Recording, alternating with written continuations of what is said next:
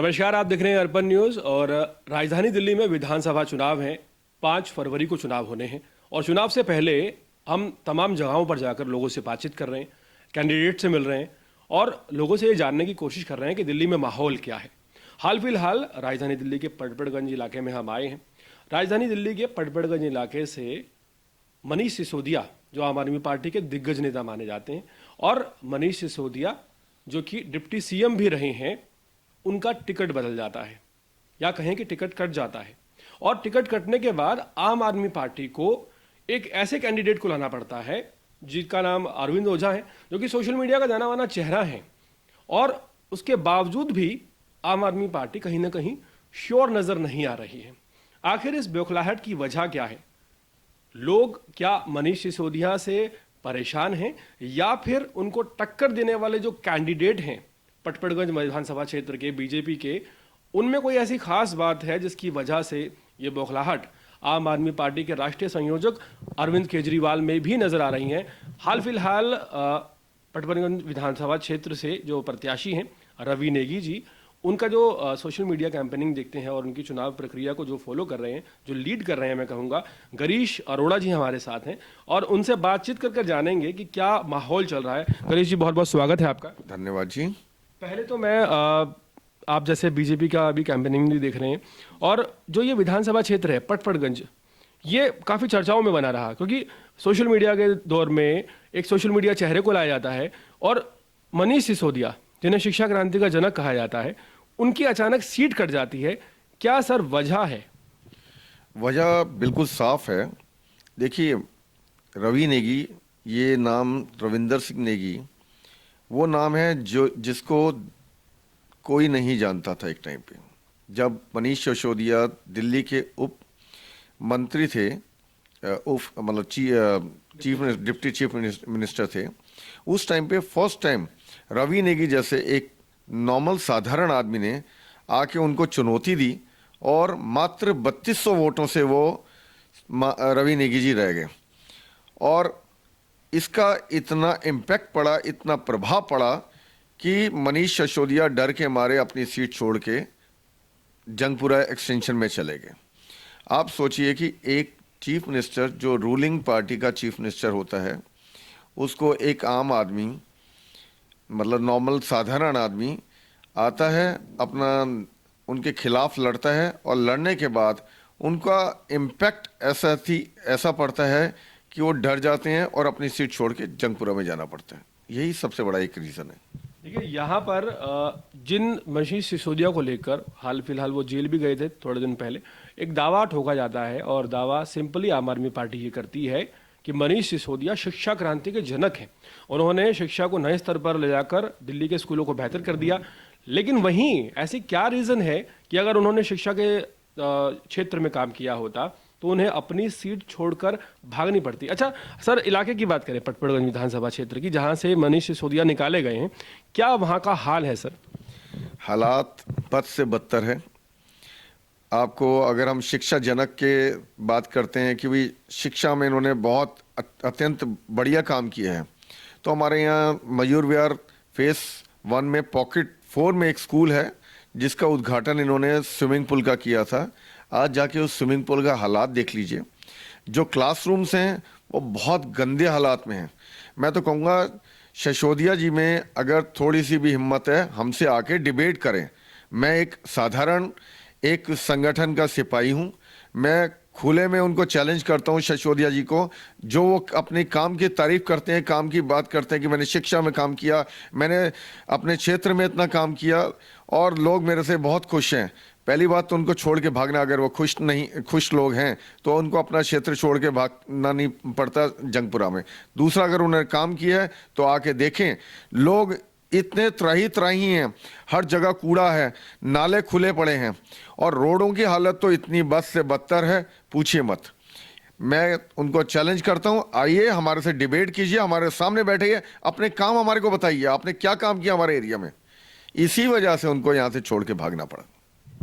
गिरीश जी, देखिए, जैसे बात हम कर रहे थे रवि नेगी की, और रविंद्र सिंह नेगी जो हैं वो पटपड़गंज विधानसभा क्षेत्र की हम यहाँ पर बात चल रही है, वहाँ एक ऐसा कैंडिडेट आता है जिसने पहले कभी चुनाव नहीं लड़ा, और 5 साल जब दिल्ली सरकार को हो जाते हैं उस वक्त वो आते हैं और उस वक्त भी इतनी कड़ी शिकस्त देते हैं आम आदमी पार्टी को, और जहां मुख्य चेहरा माने जाने वाले मनीष सिसोदिया मात्र 3200 वोटों से जो है रह जाते हैं, जीत जाते हैं। तो कहीं ना कहीं आपको क्या ये लगता है कि शायद रवि नेगी ही एक बड़ा चेहरा है जिसके कारण मनीष सिसोदिया को सीट छोड़कर भागना पड़ा?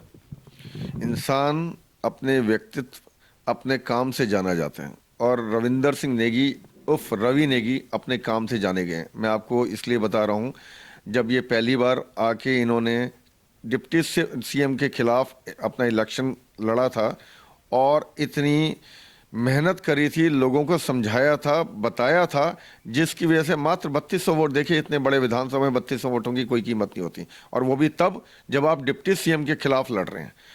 उसका रिजल्ट ये हुआ, इन्होंने तब ये न तो विधायक थे ना कुछ थे, एक साधारण आदमी थे। आज ये विधायक हैं विनोद नगर के। वहां पर जाके आप लोगों से रवि नेगी के बारे में पूछेंगे तो लोग आपको बताएंगे कि इन्होंने कितना डेवलपमेंट किया, क्योंकि एज अ निगम पार्षद आपके पास नाले और आपके पास कूड़े का अलावा कोई खास काम नहीं होता, लेकिन उसमें भी इन्होंने इतना अच्छा काम किया, लोग तारीफ कर रहे हैं। तो मुझे ये लगता है जैसे एज अ पार्षद उन्होंने इतना अच्छा काम किया है, ऐसे विधायक अगर दुनिया यानी कि हमारे पड़पड़ क्षेत्र के लोग इनको चुन के लाते हैं तो ये बहुत उम्दा, बहुत बढ़िया काम करेंगे, एक विधायक के नाते करेंगे। और अगर दिल्ली में बीजेपी सरकार, अगर क्या, मुझे पूरा विश्वास है कि दिल्ली में बीजेपी सरकार आएगी और 26 साल का रिकॉर्ड तोड़ेगी। जिस वजह से देखिए दिल्ली की जनता वो जादूगर है, वो अपने पिटारे से जब मर्जी चाहे तो, एमसीडी में दिल्ली में बीजेपी थी, उसको अगर कुछ हुआ है तो चेंजेस हो गए वहाँ पर, और उसका रिजल्ट ये हुआ। तो ये कहते थे हमें एलजी से फंड, स्टेट से फंड नहीं मिलता था, तो उन्होंने दिल्ली की जनता ने एमसीडी में इनको ले आया। अब रहा दिल्ली में आज अगर बीजेपी गवर्नमेंट आती है तो मुझे विश्वास है जो 26 साल से काम रुका पड़ा था, प्रदूषित हमारा एयर, हमारा इस समय इंडेक्स का आप हाल देख रहेंगे, यमुना हमारी इतनी गंदी है, हर सड़क गंदी है, बेहाल बुरा हाल हुआ पड़ा है, उस सब को चेंजेस होंगे और जनता पे विश्वास है, वो जादूगर है, इस बार दिल्ली में बीजेपी को लेके आएगी। देखिए गिरीश जी, यहीं पर मेरा एक क्रॉस क्वेश्चन आपसे रहेगा।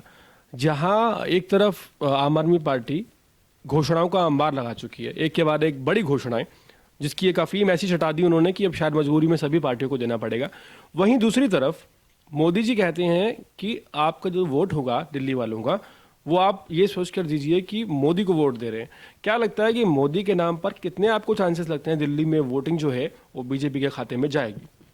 आपने हमेशा हर एक घोषणाएं या फिर आप कहें एक वादों में एक बात सुनी होगी, मोदी है तो संभव है। मैं ये इसलिए बोल रहा हूँ क्योंकि यही आम आदमी पार्टी पंजाब में भी आई है। इन्होंने 1000 रुपये का महिलाओं के साथ वादा किया था कि हम 1000 रुपये देंगे। वो 1000 रुपये तो छोड़िए, वहाँ के इस समय हालात ही इतने ख़राब कर दिए हैं कि वहाँ के लोग तो इनको जूते मारने के लिए रेडी हैं। ये वर्ड मैं इसलिए बोल रहा हूँ क्योंकि मेरी वहाँ 1-to-1 पंजाब के मेरे भी रिश्तेदार हैं, मेरे लोग, मेरे फ्रेंड्स हैं जो बताते हैं कि इतना बुरा हाल हुआ पड़ा है। अब रही दिल्ली में, तो दिल्ली में बीजेपी ने आज तक जिस स्टेट में जो वादा किया है वो वादा पूरा किया। खास आप महिलाओं को लीजिए, बुजुर्गों के लीजिए, आयुष्मान भारत जो आना था दिल्ली में, वो स्टेट्स में इम्प्लीमेंट हो गया, दिल्ली में केजरीवाल ने इम्प्लीमेंट नहीं होने दिया। और मेरे को पूरा विश्वास है कि इस बार बीजेपी आएगी तो ये आयुष्मान भारत और महिलाओं के लिए, हर एक जनता के लिए बहुत बढ़िया मोदी जी काम करेंगे। हमने अभी तक इसीलिए कभी भी आज तक हम लोगों ने सीएम चेहरा कभी नहीं लेके आए दिल्ली में। ये हमेशा कहते हैं केजरीवाल हमेशा सीएम चेहरा रहे। आप मोदी जी के फेस वैल्यू पे मुझे विश्वास है दिल्ली में इस बार हम जीतेंगे और जीत के लोगों के लिए काम भी करेंगे। बहुत बहुत शुक्रिया। देखिए हमने गिरीश जी से बात की। गिरीश अरोड़ा जो हैं वो दरअसल पड़पड़गंज विधानसभा क्षेत्र से बीजेपी के एक्स IT सेल में भी रहे हैं और फिलहाल अपने विचार प्रकट करते हुए नजर आ रहे हैं। देखिए दिल्ली में विधानसभा क्षेत्र में हमारी चुनावी यात्रा भी जारी है। अलग अलग जगह पर जाकर हम लोगों से बातचीत कर रहे हैं, कैंडिडेट से बात कर रहे हैं और जो भी प्रमुख हैं पार्टी के सदस्य हैं उनसे भी बात करके जानने की कोशिश कर रहे हैं कि दिल्ली में आखिर माहौल है क्या चल रहा है और किसकी तरफ रुख जनता का नजर आएगा। फिर एक और जगह जाएंगे, किसी और कैंडिडेट से बात करेंगे और आप तक पहुंचाएंगे हमारी स्पेशल रिपोर्ट। हाल फिलहाल आप देख रहे हैं अर्पण न्यूज़। मेरे साथ इस स्पेशल प्रोग्राम को बेहतरीन बनाने के लिए थे गिरीश अरोड़ा जी, और कैमरे पर हैं मेरे साथ विनय शर्मा। देखते रहिए अर्पण न्यूज़। बहुत बहुत शुक्रिया।